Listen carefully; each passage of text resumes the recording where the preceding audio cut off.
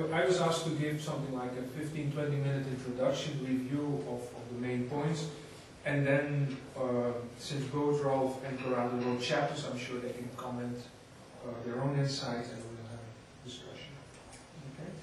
The perfect storm is actually, I came up with the title, and it's again, okay, it basically anticipates some of my own conclusions on this chapter. So this is a quote from the book by Sebastian Junger. It was the perfect storm, a tempest that may happen only once in a century, a nor'easter created by so rare a combination of factors that it could not possibly have been worse. Most probably would know it as the movie where George Clooney played in, as the captain going with the ship into the northeastern waters and actually not surviving. I mean, the story here is different in that Fischler reforms very much survived the storm. But the story is also that a number of factors came together which were unusual or unprecedented, I would say, and therefore made a very radical reform of the policy possible. I'm just going to give a very brief review because I see that all the people around the table are actually quite familiar with agriculture and agricultural policy. So Franz Fischler was Minister of Agriculture in Austria and the Austrian negotiator before of the EU accession process. So when Austria joins in 1995, he becomes the Commissioner of Agriculture in the Santer Commission and stays on as Commissioner for Agriculture and Rural Development in the Prodi Commission. What's important up front already, okay, is that he not only he's not only the leader, the driver of two important reforms, the Agenda 2000 and the 2000 midterm review. And when we're going to talk about the Fischler reform, that's what we're going to talk about. That's really the 2000 midterm review. Okay? But what is very important, I'm coming back at a couple of times in the presentation and the book as well, is also that he was a very important partner in the budgetary negotiations of the Commission, a couple of budgetary agreements. And I think it's fair to say that in Fischler's mind, these things have been very much linked. So you cannot, I think, in his mind, you cannot see the 2003 midterm reform outcome without linking it with the 2002 budgetary conclusion, which basically cemented the expenditures on the common agriculture policy up to 2013 to an important extent. Okay, so what's some of the key issues? Okay,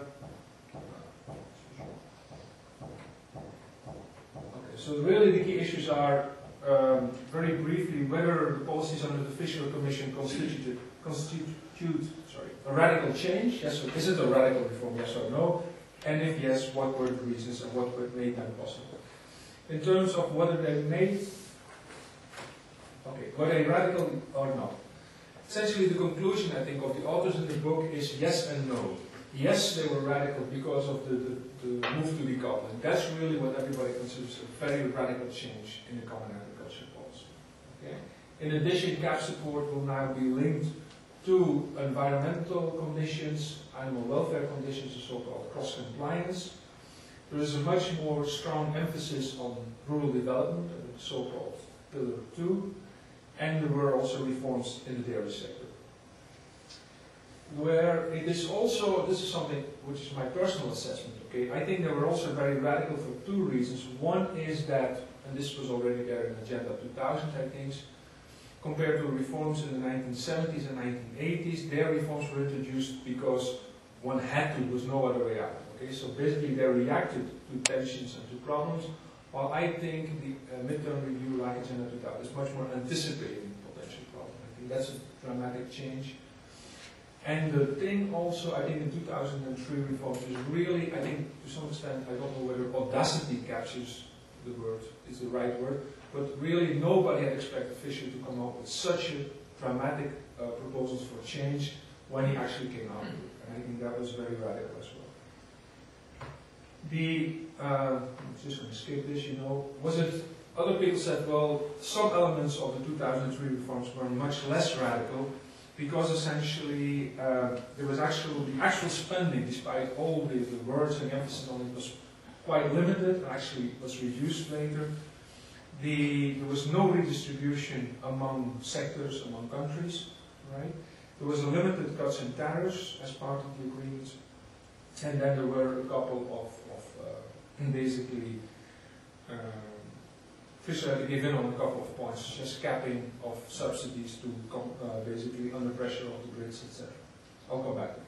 Okay? But still, after reviewing all these elements, most experts will still consider it what they call the most radical reform in the history of the common agricultural policy.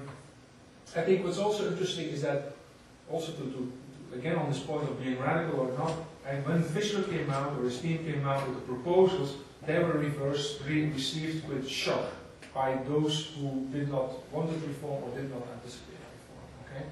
And I think Corrado in his chapter actually refers to a Molotov cocktail being thrown out. Just to give you, I can cite you because it's literally in the chapter, like to give a feeling about the importance. And certainly a lot of groups accused the Commission of going beyond its mandate in 2003.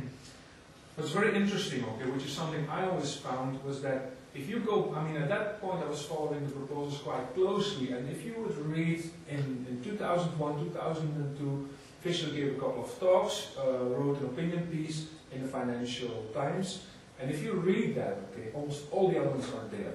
Okay?